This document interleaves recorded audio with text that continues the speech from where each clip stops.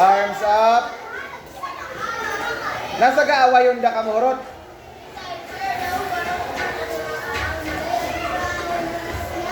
Up. Stand.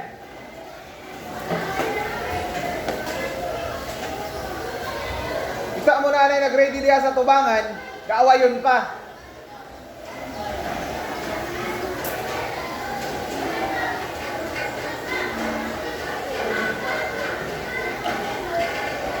Ready na, demonstrator? Sit down. Sit properly.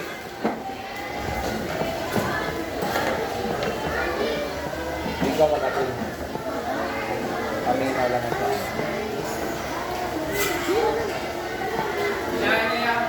Ate, mo ang video. Naka-record na?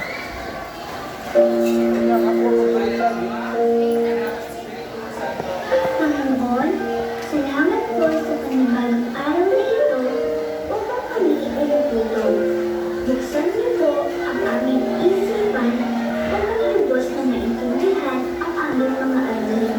Bigyan niyo po ang aming mga guro, mga magulang, at mga kapag-aral ng lakas ng katawan at isipan na masigit namin kailangan sa araw-araw sa panahon ito. Ang lahat po ng ito ay aming dinadalangin sa iyo, aming Diyos Ama. Amen.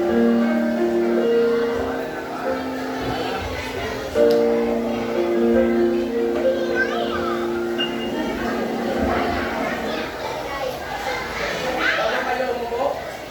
Pakisulot ang inyong mga basura sa inyong upuan.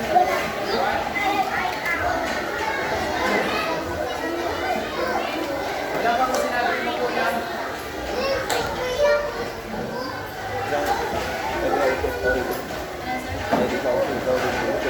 Kayo napulot na ba?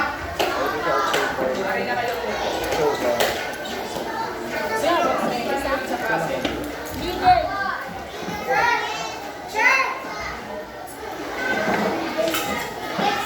Alexa, sinong lumipat sa klase? Si?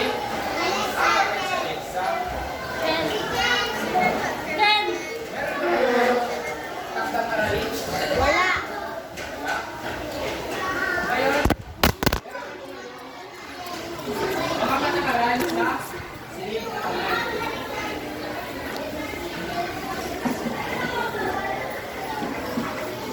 Ito na lang maingay.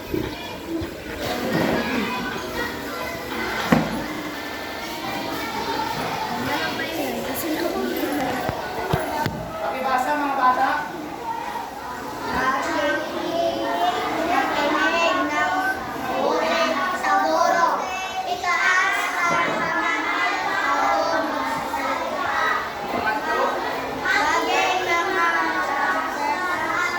Naintindihan ba ang ating mga patakaran sa silid na kalan? Ngayon, bilang magbabalik tanaw, ano ang natutunan nyo sa pinanggalingan ng produkto ng pinabibilangan lalawigan? Ano ang natutunan nyo sa pinanggalingan ng produkto ng pinabibilangan lalawigan? Okay, ang sabi ni Althea ay pag-aalaga ng palay, pangusay. Meron tayo ngayong pagsusuri ng larawan. Ang gagawin nyo ngayon ay uobserbahan nyo ang isang larawan kung ano ang pinapaniwatig nito.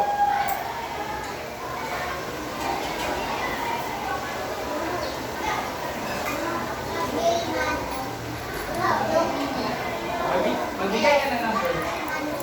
1, 2, 5. 4. One, two, three, four. Ano sa palagay mo ang pinakaliwatig na larawan?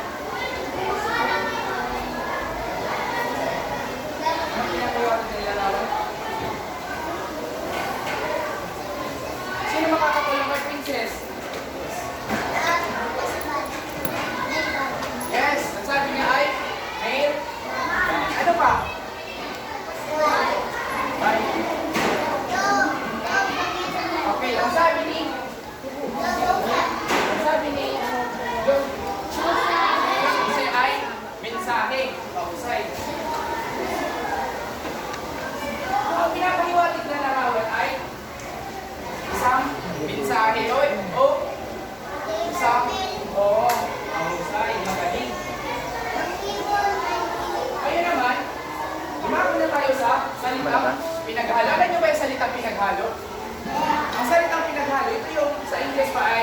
ito yung scrambled words. Alam niyo ba yung scrambled words? Ito yung mga pinaghalo-halong salita. Ang gagawin niyo ngayon ay, yes, bubuhin niyo yung isang salita na pinaghalo-halo. Sidekick. Himla. Ano sa palagay niyo ang salita na nais buhuin? Yes, Halim. himla. Ano sa palagay niyo ang scrambled? Ano sa palagay niyo ang salitang himla? Liham, mahusay.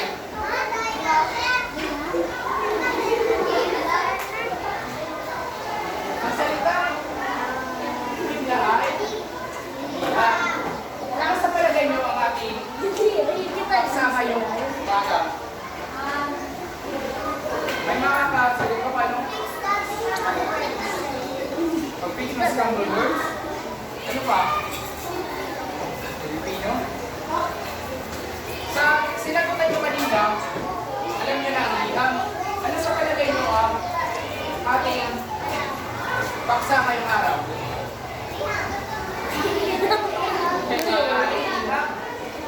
Ang ating paksa ngayong araw ay pagsisipi ng basto at maayos ang liham.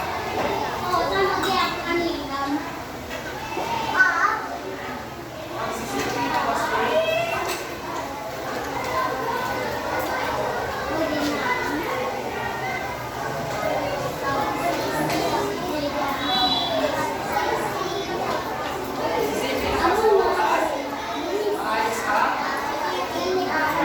bago tayo tumungo sa ating talakayan, nais ko sa inyo bahagi ang ating layunin sa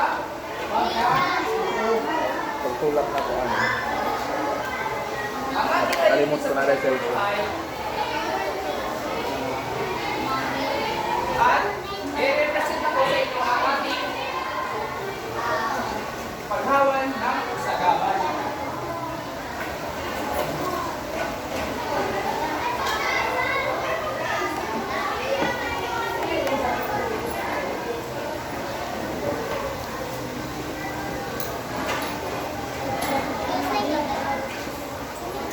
Pakibasa ang ating layunin sa magtatulog.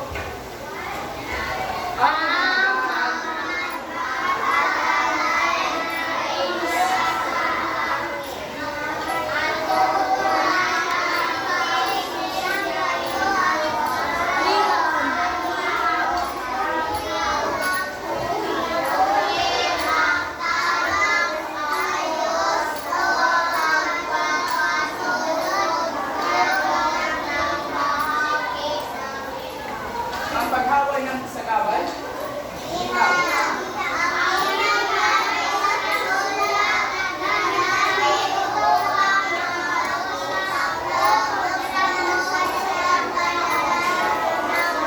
Sa ibang tao.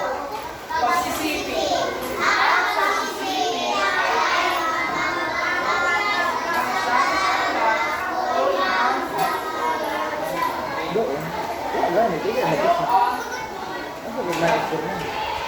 ang liham ay isang sulat Ano ka nila? na ginagamit upang makipagkomunikasyon Di ba ang pag pinod ko ng pakanakpagpila? Halimbawa nung Agabantayan guys. halimbawa nung Teacher's Day, kayo ay gumawa ng isang liham para pasasalamat sa inyong letter. Yes, ang liham ay isang letter. Halimbawa ng liham. May mga halimbawa ng liham. Una, ang halimbawa ng liham ay ganito. Ganito ang itsura ng halimbawa ng isang liham. Pebrero ng 2025. Mahal kong guro. Maligayang araw ng mga puso. Maraming salamat po sa inyong pagmamahal, paggabay, at pagtulong sa amin. Kayo po ay tunay na inspirasyon na way maging masaya ang inyong special na araw. Lubos na pagkakala. Ito ang halimbawa ng isang liham. Pinagamit ng isang liham. Halimbawa, bukas ay araw ng mga puso. Bukas, may mga nagawa kayo ng isang liham para bigyan ng inyong guro.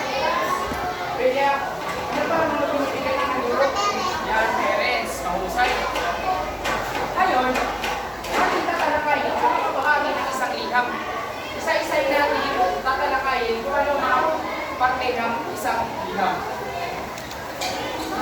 Mga bahagi ng liham. Unang, pamuhatan o heading.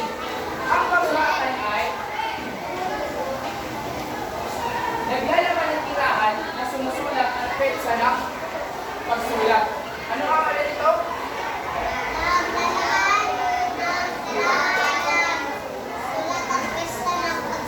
Ano ang naglalaman ng tirahan na sulat ng petsa ng pagsulat? Pamuhatan. Ang pamuhatan ay madali lang natin malaman ang pamuhatan. Kapag sa isang letter, may nakikita niyo isang letter. Halimbawa nito ha. Isa-isa natin tatalakay. Saan dito ang pamuhatan? Masabi ang kahulugan ng pamuhatan ay yung mga may petsa. Yan, mahusay. Yan. Basta, ang pamuhatan gas ay naglalaman nito ng petsa or mga lugar. Naiintindihan nyo ba ang pamuhatan? Kaya kung naiintindihan nyo ang pamuhatan, Eraser. ang pamuhatan ay pangunang bahagi ng liham. Tandaan nyo pa sa ito. Halimbawa ng pamuhatan. Ganito ang halimbawa ng pamuhatan. 1, 2, 3. Kalye sa Pagita, lungsod ng Manila, Febrero 2025.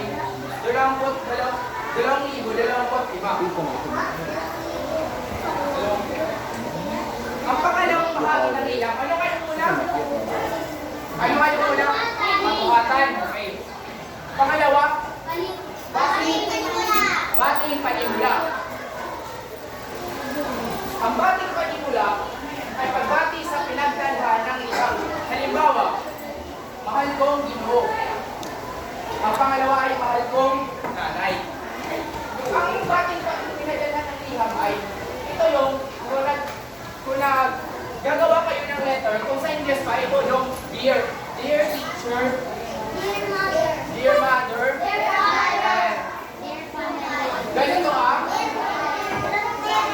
Ganito ang bating panimula. Ano kayo muna? Pamuhatan. Ang pangalawa ay bating panimula. Babalikan natin ang ating halimbawa ng liham. Saan dito ang bating panimula? Mahusay, mahal kong guro.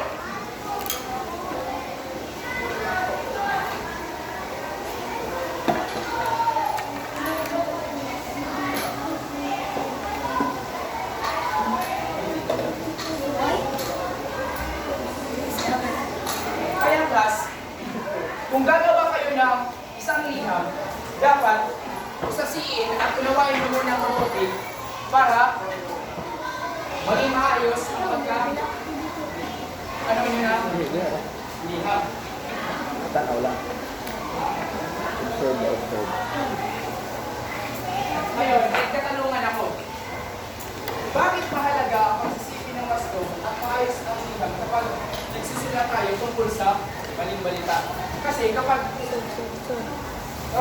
nagsusulat tayo ng liham, dapat sasihin muna natin ang maayos ang wasto para hindi tayo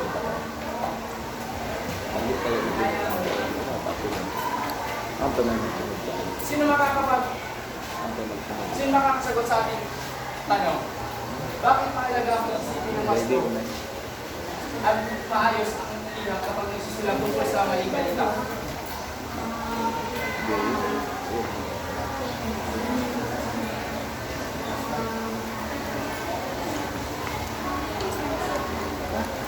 Moral support. Dapat kapag gumagawa tayo ng liham, sasihin natin ang maayos ang wasto para hindi ko lumalaganap ang mga peking mga balita or fake news. Kagaya sa kasalukuyan ngayon na kumakalat ang mga fake news. Dapat, kung gagawa tayo ng isang liham, dapat yung mayroong reference.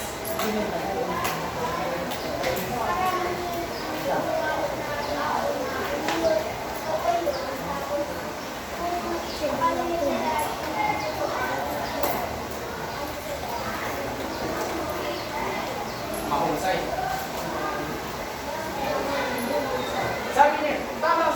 Eleazar. Dapat, pag gagawa tayo ng liham, dapat,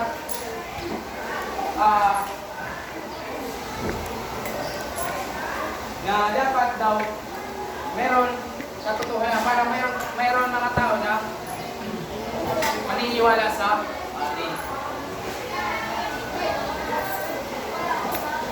Ano nga ang una? Katawanan ng liham. Pamahatan. Pangalawa, bating panimula. At pangatlo ay katawan na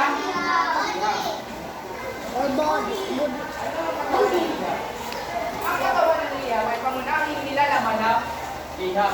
Ito ay binubuo ng panimula, magpapakilala ng paksa ng liham, gitna, kalagdagang paliwanag o impormasyon. At pangatlo ay wakas. Pangwakas na pahayag ng kahilingan. Ang pangunahing nilalaman ng liham ay ang bali ng liham ay gaya sa inyong English, naitalakay nyo na ang parts of the letter.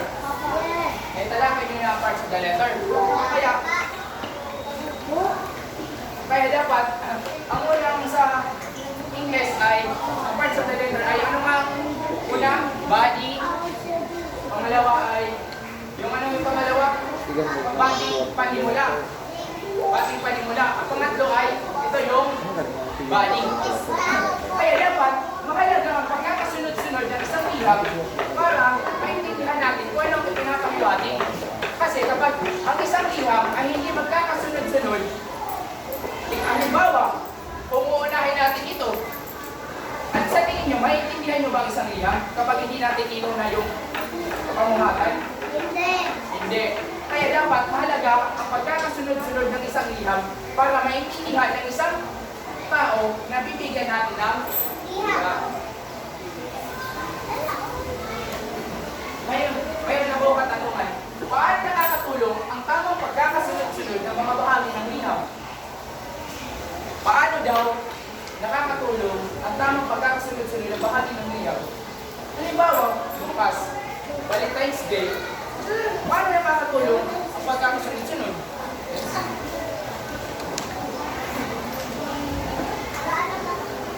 Hindi pa diya.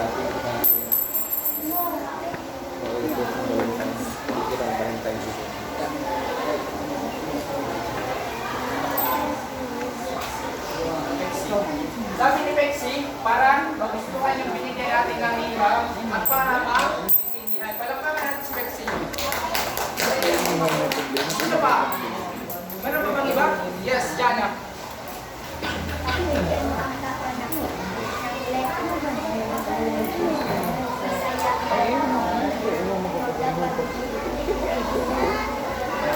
Sabi ni Pexi, ni Jana, pagbibigyan daw natin ng isang liham ay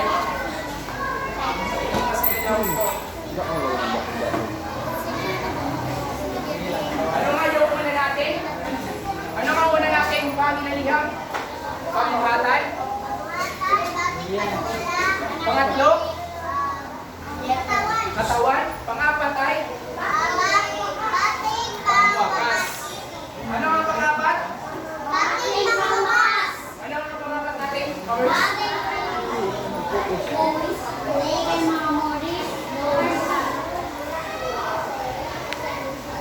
Ang bating pangwakas ay magalang at magtatapos ng liham. Halimbawa, lubos na gumagalang, nagmamahal. Halimbawa, ano nga yung katawan natin? Sa baba ng katawan, doon na sumusunod yung sa baba ng katawan, doon na sumusunod yung ano nga yung pangalan natin? Bating pangwakas. Malalaman natin ang bating pangwakas kung ganito na magiging lubos na gumagalang, nagmamahal. So sa English pa, ito yung mga years sa baba ng liham. Kagaya ng present ko kayo kanina na halimbawa, ano nga yung pangapat?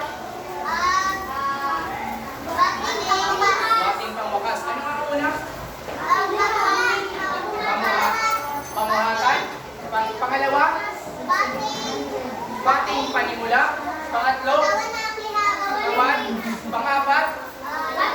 Bating pangwakas. Naiintindihan niyo ba? Ang panglima ay lagda, signature. Pangalan nagpapadala ng liham.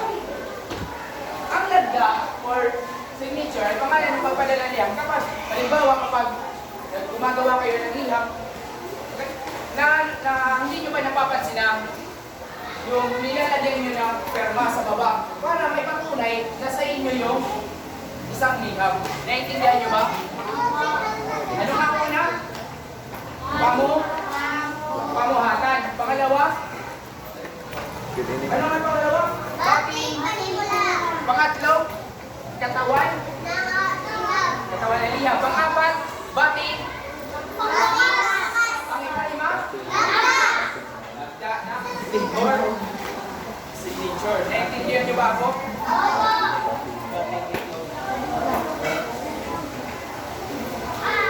Ngayon, handa na ba kayo sa ating aktibidad? Hindi ko kayo marinig. Handa na ba kayo? Ngayon, handa na sa ating aktibidad.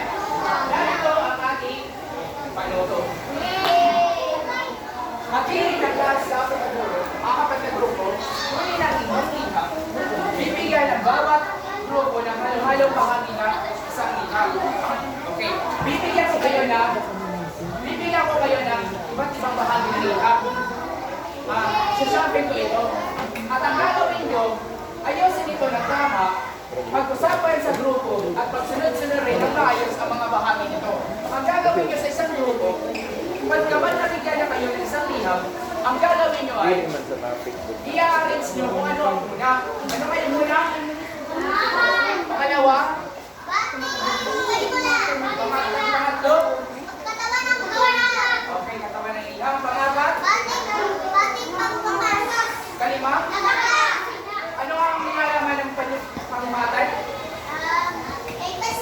Yan, mahusay. Yung pangalawa?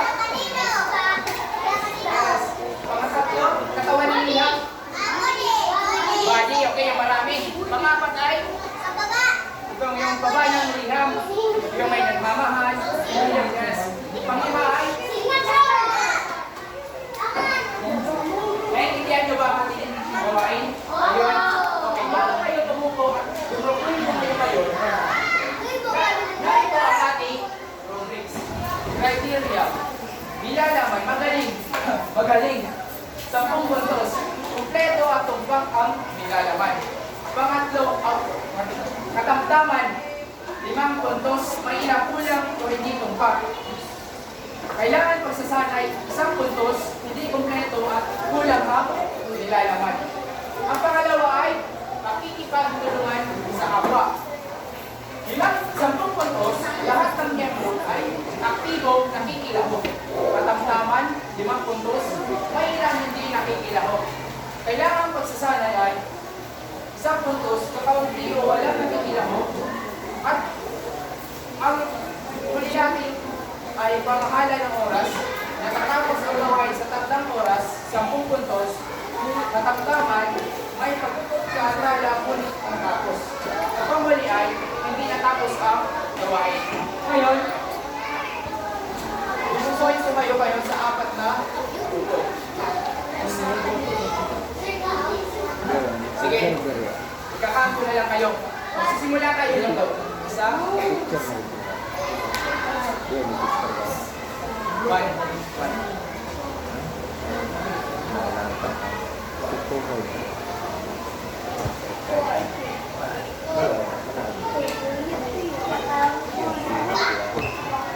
Sa linggo ko yung ihat lang. Kayo na ito. Maurice. Balaw da. Kayo na ito.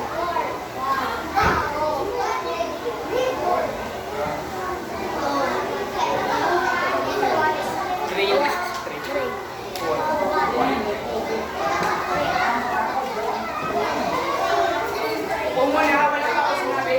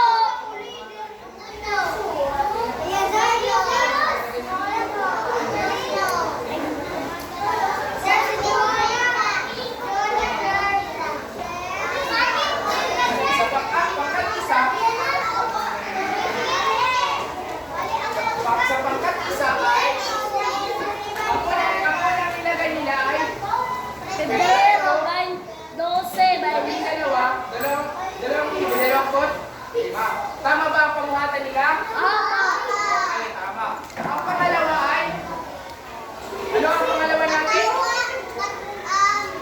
Panimula? Bakit yung panimula? Nilagay ba ang bating panimula? Bakit nagtataka kayo kung kulang? Nilagay ba ni Titi na ni teacher yung bating panimula sa katawan? Kaya pinasama ko lang. Huwag kayong magtaka kung bakit. Bakit nagtataka kayo kung kulang? Nilagay, pinasama ko lang ang katawan at bating panimula. Tama ba ang una? Ano ang pangalawa? Bating panimula. Ano ang bating panimula? Minamahal ko. At ang katawan ay ito. Basta marami. Okay. Ang pangatlo ay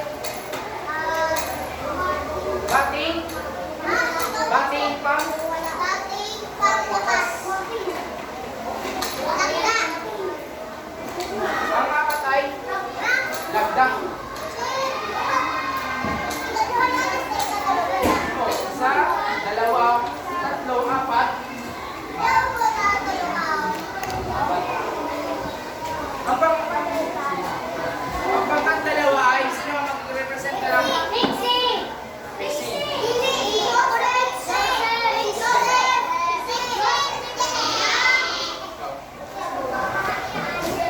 Paliwanag mo. Paano mo sa'yo? Asan ang pagkuhaan nyo? Saan pinilagay? Ito sa taas. Ang inyong bating panimula. Ito. Ang katawan ng ihap. Ang bating panglakas. Ang lagda. Ang usay. Palakpakan natin ang pagkat-dalawa. Ang pagkat-tatlo naman, sino? Patrapoy ka ako. Sana pumuhalan nyo. Ang bating panimula. Ang katawan. At ang bating panglakas. Ang usay. At ang pangapat.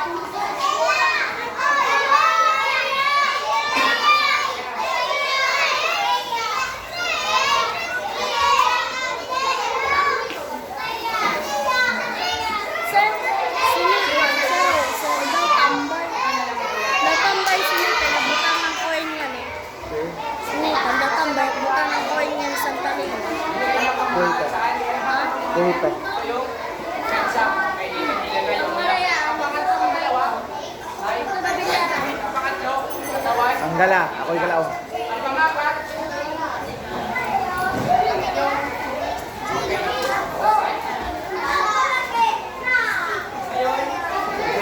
okay, ginawa nyo ang ating ibigay na mahusay at ayos na pagkagagawa. Bigyan ko kayo ngayon Oo.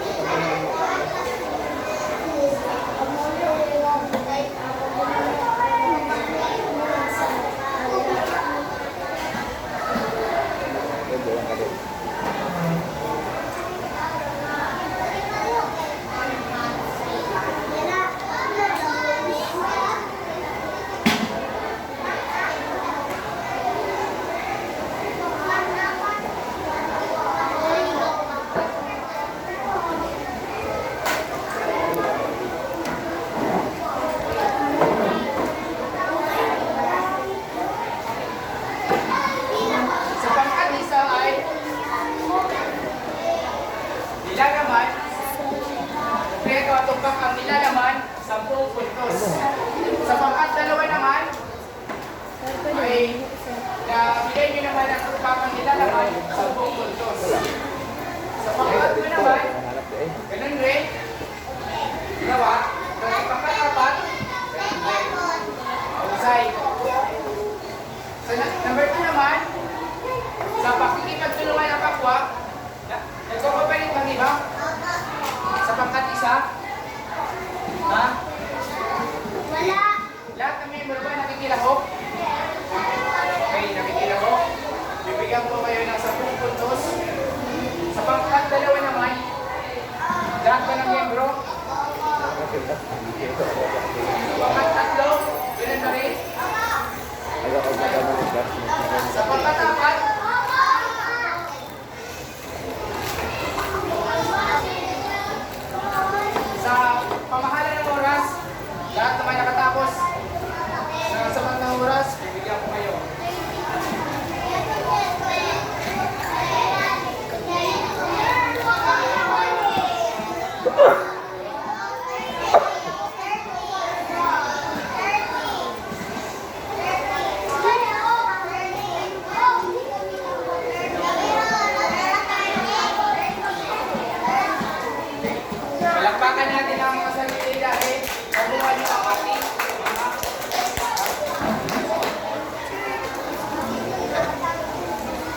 Pagdali. Kaya,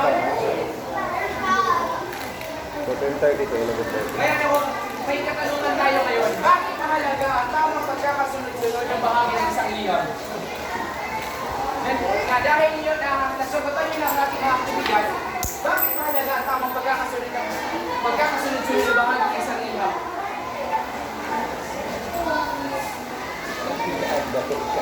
Bakit talaga?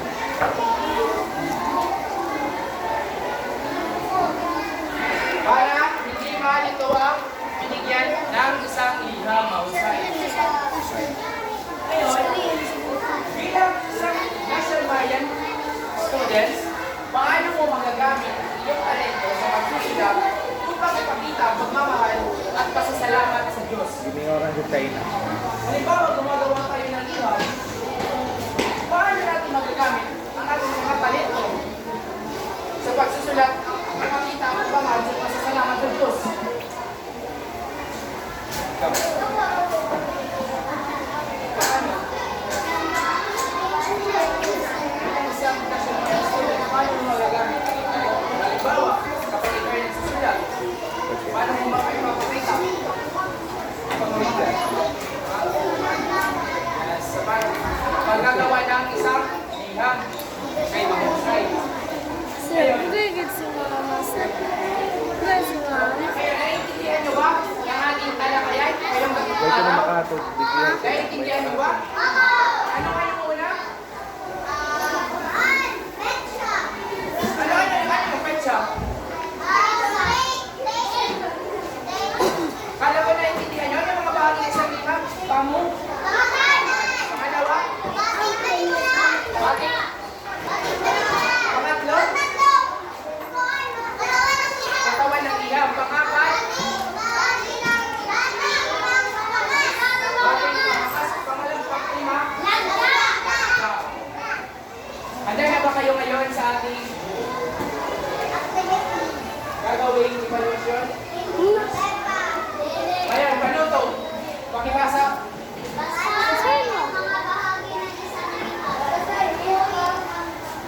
Pakibasa lahat. Basahin ang mga bahagi ng isang liham. Tukuyin ang tamang pagkakasunod-sunod ng mga bahagi nito.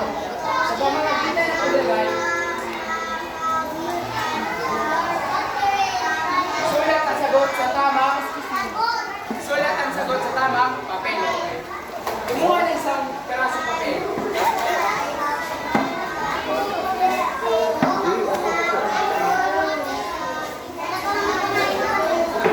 Tan, tan, tan, tan, tan. Pagbabalas.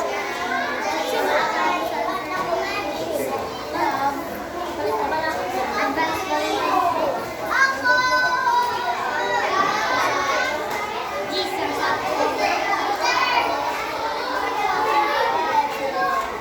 Mayroong papel na ba?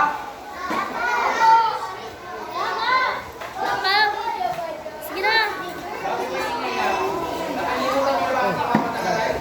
Sir!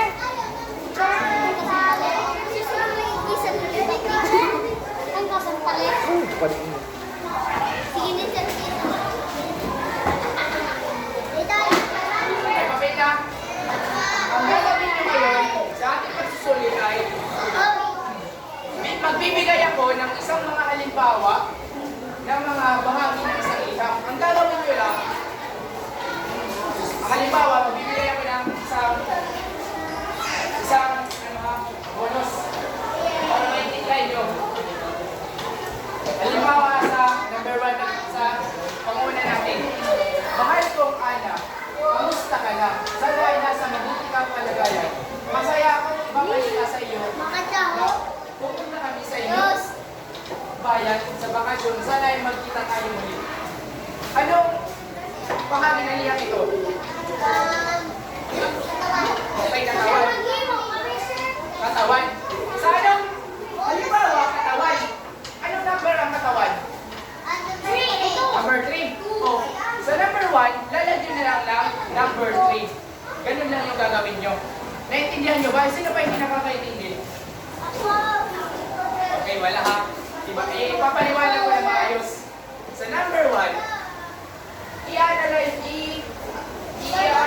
nyo kung ano ang bahagi ng isang liham. Hindi nyo necessary na isusulat yung pamuhatan. Ang gagawin nyo lang, ang pamuhatan ay number 1. Sa number 1, ang gagawin nyo, 1 lang yung lalagyan nyo kasi ang pamuhatan ay pamunay natin bahagi ng liham. Naintindihan nyo ba? Sa number, sino pa hindi nakakaintindi talaga? Say, papaliwanag ko liha. Sa number 1, ang lalagyan nila na sagot ay 1. Bakit 1? Kasi, ang number 1 ay 3. Sorry. Ang lalagyan nila na ako ay 3. Kasi, ang number 3 ay Body. yan, mahusay. Ano ang Tagalog ng body? Kawan. Kaya, 3 ang lalagay na. Ano ang lalagay nyo na number 1? 3. Bakit 3? Kasi, katawan ng Body. naintindihan nyo ba? Oo, muna ilagyan sa number 1, lagyan nyo na number 3. Katawan ng body. No? Number 2, ito ang number 2 natin. Ano ang wala natin? Pamuhatan, bating, panimula, katawan, liham, bating, pawakas, lagda. Ang tatandaan nyo lang ay 1, 2, 3, 4, 5. Ito ang number 2 natin ngayon.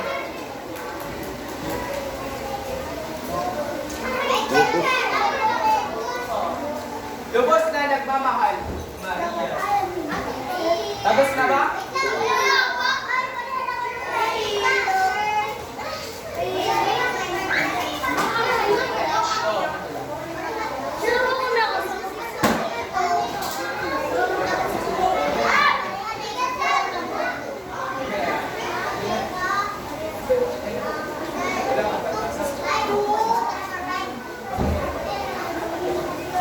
Tapos na, hindi pa. Ginawain niyo mabuti ang ating mga katanungan para masagutan niyo ng maayos. Tapos na?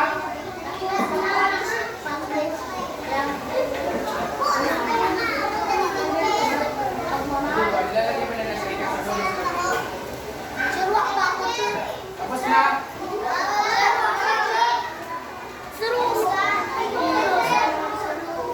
Tapos na, hindi pa.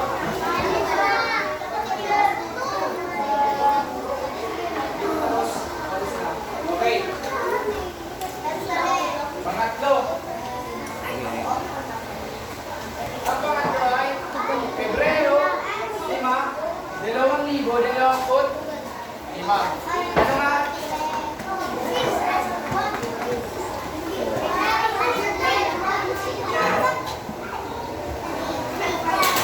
Tapos na?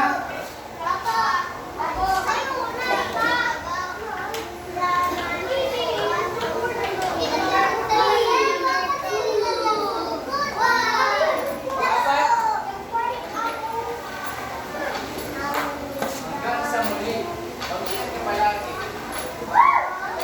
Sana ay makausap tayo bago ako lumayo.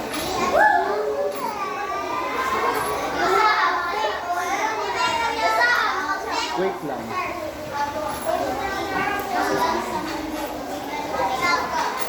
Sana magkausap tayo bago ako dumating. Kung saan, tawag lang.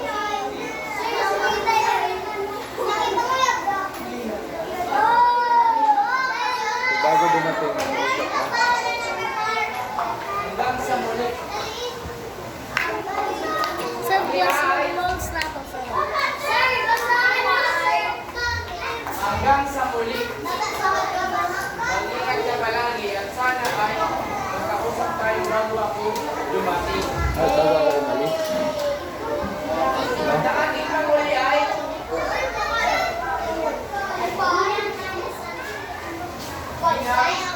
Ana Santos, Barangay Maligaya, Lungsod ng Maynila. Ana Santos, Kalapitan ng Barangay Maligaya.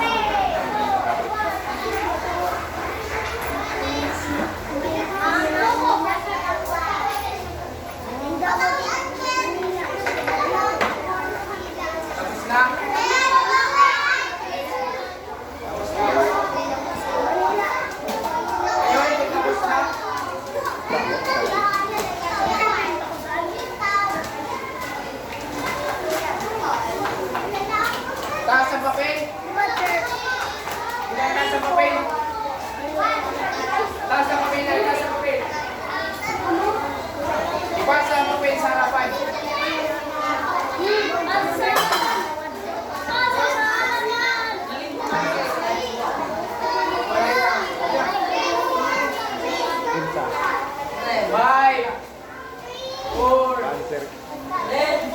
3, 2,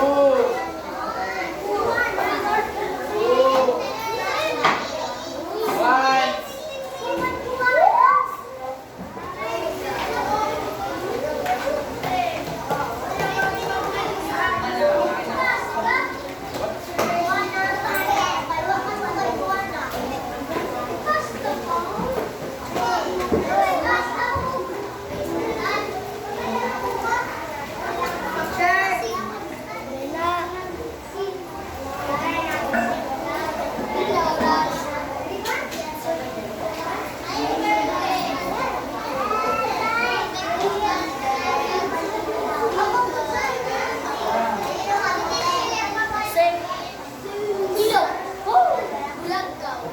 Ngayon,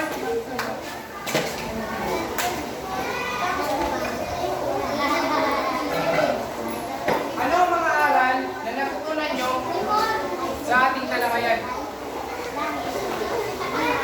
Liham. Liham ano pa? Ibuta mo na natin ito. Yes. Paano gumawa ng isang liham? Yan ako magsulat. Ano, magulat mo ka. Buta na, dami ba? Ngayon, tapos na ang ating talakayan. Dahil nga kung ang lahat tumayo para sa ating closing prayer. Kasi tumayo Ito na, ito na. Sargasa.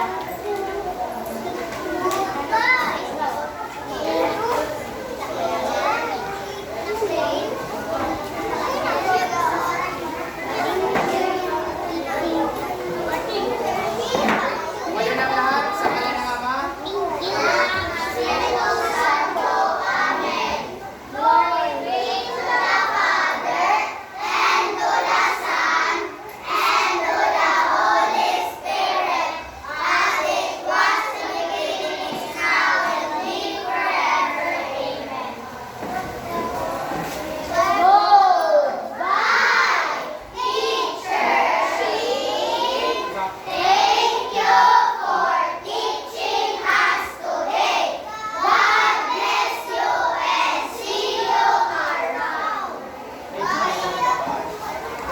Ito si Amanda.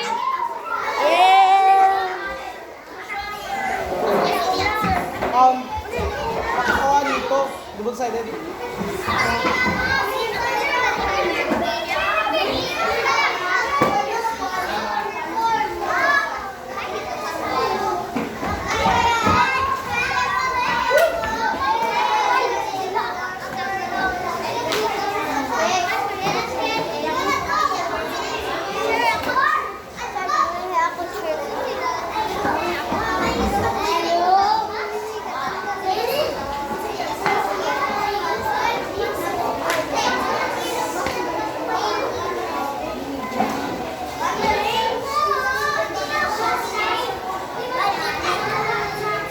Ulian niya ang to. Liang kan mo.